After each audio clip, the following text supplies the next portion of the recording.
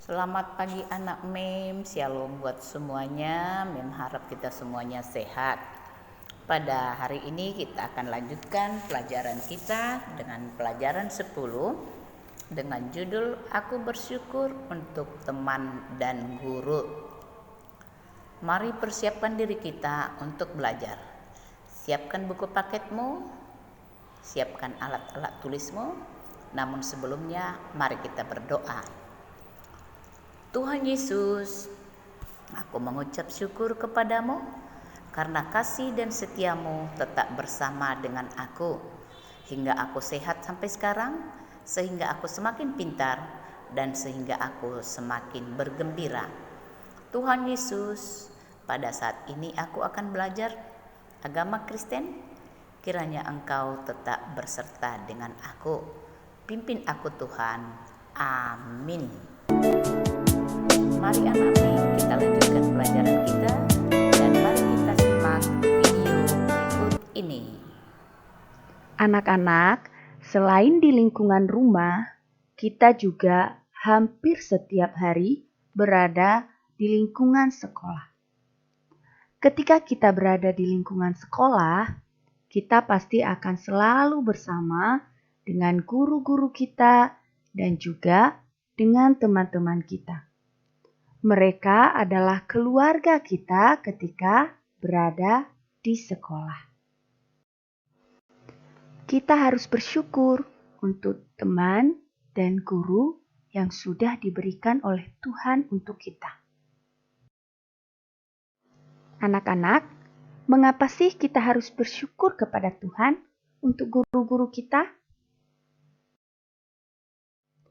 Kita harus bersyukur untuk guru-guru yang sudah diberikan Tuhan kepada kita, karena mereka yang sudah mendidik dan mengajar kita dengan tulus dan penuh kasih sayang. Makanya, mungkin kalian pernah mendengar bahwa guru itu disebut sebagai pahlawan tanpa tanda jasa. Kenapa disebut seperti itu? Karena kita bisa menjadi pinter, anak-anak bisa menjadi lebih baik, dan mungkin di waktu dewasanya akan menjadi orang yang sukses. Semua itu tidak lepas dari jasa-jasa guru-guru kita yang sudah mengajar, mendidik kita sejak kita kecil. Nah, anak-anak, apa sih wujud syukur kita untuk guru-guru yang sudah diberikan Tuhan kepada kita? Yaitu dengan menghormati dan menyayangi mereka. Caranya bagaimana menghormati dan menyayangi guru? Caranya adalah dengan selalu memperhatikan apa yang diajarkan oleh guru-guru dan mematuhi nasihatnya. Contohnya, ketika guru sedang menjelaskan pelajaran di kelas, apakah kamu ngobrol sendiri atau kamu bermain sendiri, ribut, mengganggu teman? Nah, kalau seperti itu namanya bukan memperhatikan. Memperhatikan itu adalah dengan mendengar baik-baik apa yang dijelaskan oleh guru sampai kita benar-benar mengerti dan memahami pelajaran. Begitu juga ketika guru memberikan nasihat. Kita bukan hanya mendengar saja, tetapi juga melakukannya. Supaya apa? Supaya kita bisa menjadi anak-anak yang lebih baik lagi. Begitulah caranya kita menghormati dan menyayangi guru kita.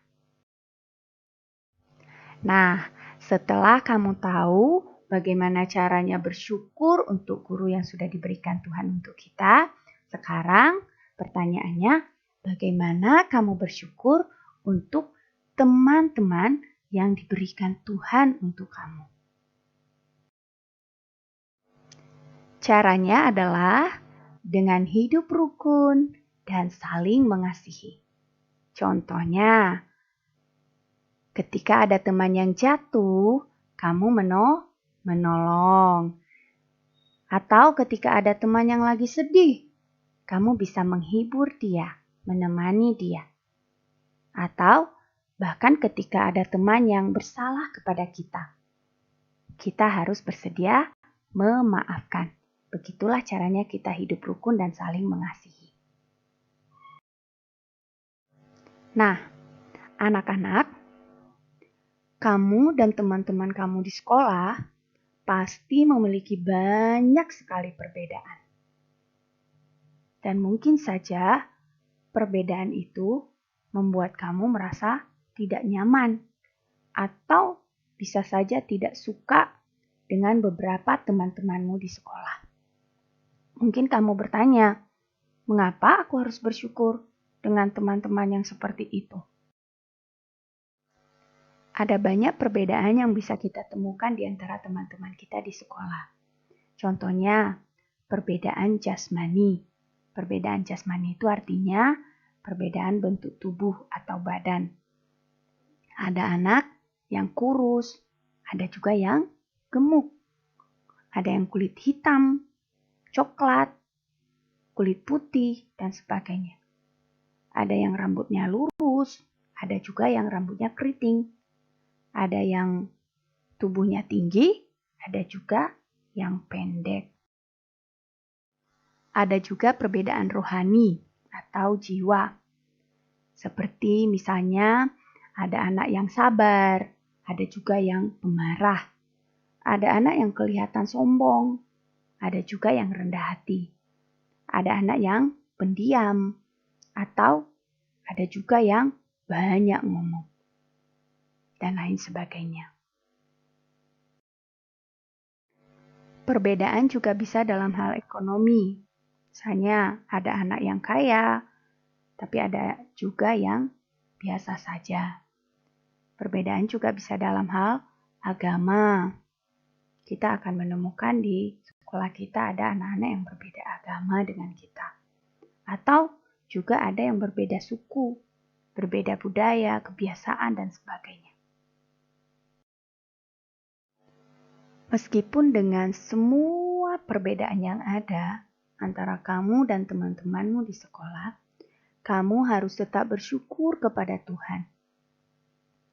Dan selalu belajar hidup rukun dan saling mengasihi satu dengan yang lain.